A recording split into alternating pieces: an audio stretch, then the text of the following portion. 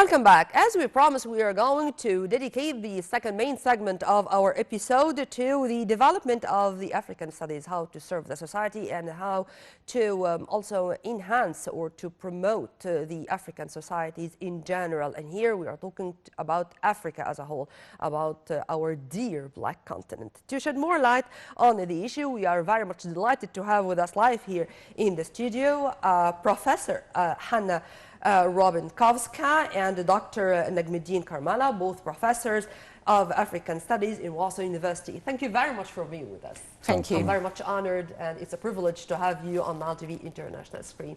If you permit me, Dr. Nagmeldin, ladies first. Yeah. Professor Hanna, before going into details, let's have a quick definition of what's African Studies. I mean, it's a very large concept or a very general name. Can we speak in more details?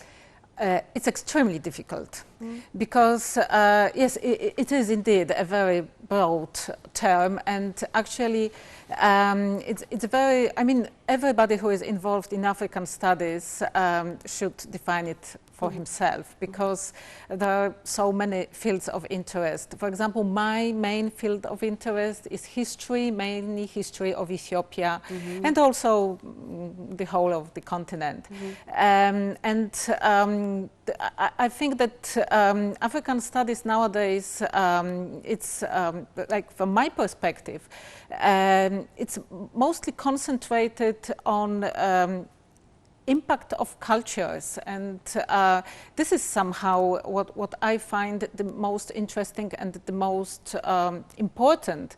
But I can imagine that there would be many other researchers in African studies that would understand African studies in a completely different way. And simply, we cannot understand our present without understanding our history.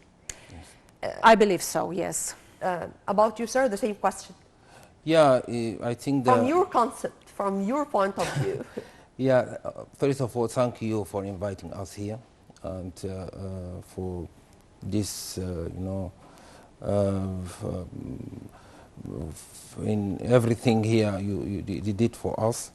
And for the African studies, I think this is everything in Africa, the life of the people, the movement of the people, the conflict in Africa, and what is going on, the current situation in Africa.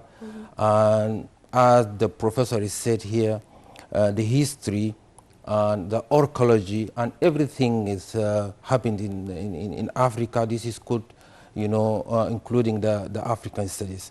Now today, in the current, the African studies is very important because, as I said, the movement of the people, the movement from the south to the north, movement from the Africa to other countries or to other continents.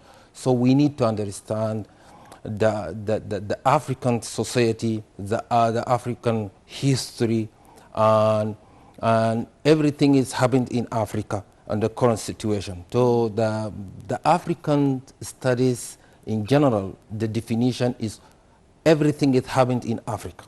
Or related to Africa. But I think the main issue here is how to benefit the African peoples.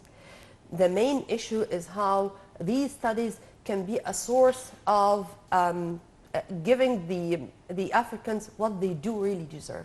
Because unfortunately, when it comes to Africa, it's maybe the wealthiest, it's the virgin, if we can call it this way, the virgin continent, and it suffered a lot under colonization. If you would like to elaborate on that too.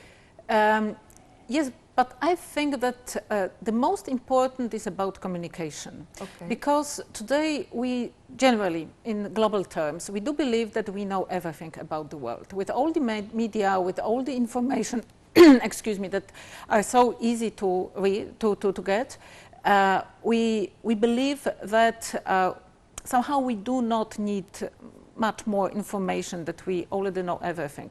And it's very far from the truth. And this is also very far from the truth about Africa from the Western or European point of view. And I think vice versa, that also in Africa we have so many stereotypes about the rest of the world. So I would say that this is all about communication, that learning about cultures, about history, about, as my colleague said, about even problems and conflicts and so on. And only when we know more about ourselves in terms of African studies, about Africa, with all the aspects of African lives, only then African societies can profit from this, and also mutual understanding and communication. This is somehow the only way that people not only what in Africa. What attracted you more to study the African history? Well, this is a tricky question because it was a very long way. In brief. I wanted to study something interesting, and I just learned that there is something like African studies at the Warsaw University in Poland, and I got attracted, and then it developed into my interest in history. So just once somebody starts getting interested in Africa, I think it gets further and further. Dr. Nagmeldin, of course, every branch of knowledge has its own challenges. Yes. What are the most important challenges in front of African studies in general? First of all, that we have, we make more attention to other fields of the, knowledge, for example, archaeology or the medicine and so on, but we have no make more attention to the African studies because we feel in Africa, because I have African roots, for example, we make less attention to the African study because we think that it is a weak, it is soft study. But what is happening now in Africa, that we come to the result that the African study is very important for African people, even for African scholars, that they have to study Africans and to deal with the African problem. This is for the economic and social development itself for the African society. And I think that we came here to Egypt for searching because the Egypt, for example, the University of Cairo, they make the links between the North and South to understand better for the Western countries, for the Western society, the African and African society. So I think that the African knowledge or African studies is vital for not just for the Africans and African society, but for all the world, for all the society is very important. As I mentioned before, because now we have many conflict in Africa, and the situation in Africa are very tension, and we have a lot of movement of the people from Africa to the north or inside Africa, displacement, and so on. If you permit me, conflicts are scattered all over the world. I cannot say that they are only located in Africa. Yes, of course. We have conflicts, unfortunately, and they all have many negative impacts on the whole world. Professor Hanna, when it comes to Africa, many Western people think that it's only Black Africa. It's only meaning that North Africa, when we speak about the Arab countries in specific, they are African. How we can, let's say, correct this information or correct this data, or not to speak about the North African people as only Arabs. No, we are also Africans. Yeah. Yes, that's very true. And actually, there is a problem in African studies because very often African studies actually divide. There are Arabic studies and African studies. So this is actually a very good question, and it should be strongly addressed also in academia. Because when you deal with history, like in my case, for example, sorry to talk about my case, sure. You see it very well that there are strong links, that this is the continent with trade routes, with varieties, Yes. but also, you know, like with the connections. And yes, absolutely. Northern Africa is a part of Africa, and this is. But also there is a question about the Africa south of the Sahara, that it is also very different in every part. So it's not only that Arab Africa is something different from Africa. I think that we also do not realize how many varieties we find in Africa south of the Sahara. So we should be, as you said, we should be very much aware that this is one continent, and there are many things in common, but at the same time that there are so many different aspects of life and cultures within the whole continent. Yeah. We are talking about a very large continent, and varieties are expected and should be accepted in the very same time. Absolutely. I think so. Yes, and from the Western perspective, we very often do not realize how huge the continent is. Dr. Nagmeldin, you mentioned a very important issue that you came to Cairo and you visited Cairo University, as far as I understand. And as far as also I understood that you consider Egypt or Cairo as the gate to Africa. Yes, that is the correct. gate to Africa in many fields, in many domains. Yes. How do you see this role played by Cairo or by Egypt? And here I'm not speaking only about one aspect, I'm speaking generally.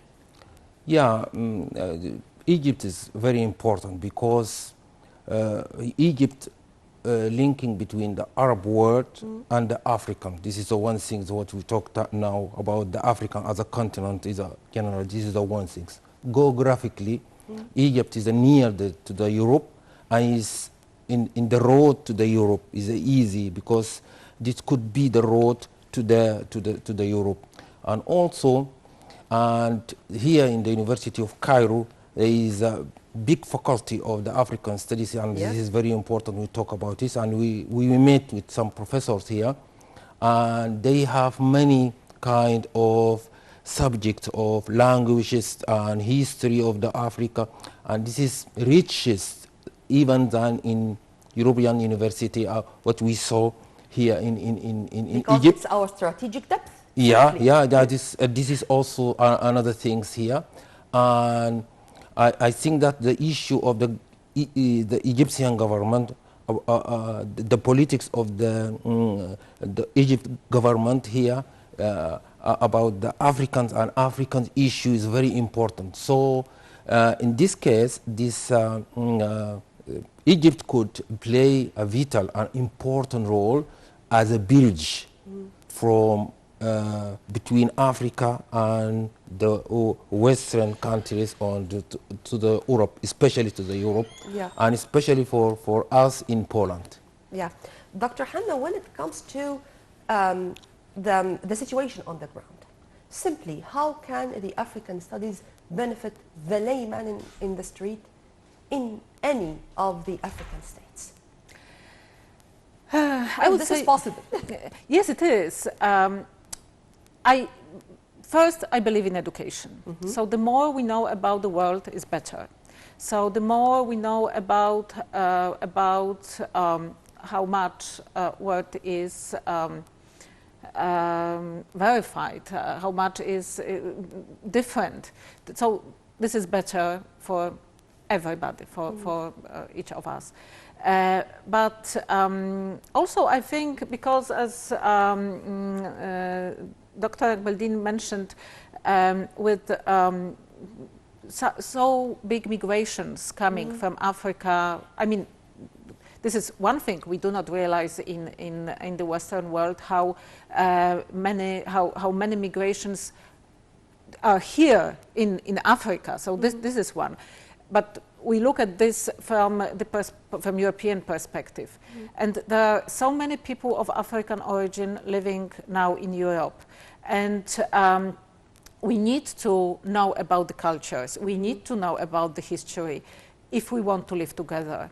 And there is no other way than living together, because the movement is so strong, and this is so obvious that it will continue, that for everybody in Europe and for everybody in Africa, knowing about,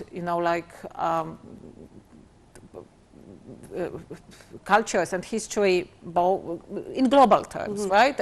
About European history, about African history, is extremely important. I'm really enjoying our discussion, but unfortunately we're running out of time, and I do have 1 minute. So 30 seconds and 30 seconds. Yeah. How do you see Africa in 30 seconds? Describe our continent in 2 or 3 words. Ma'am?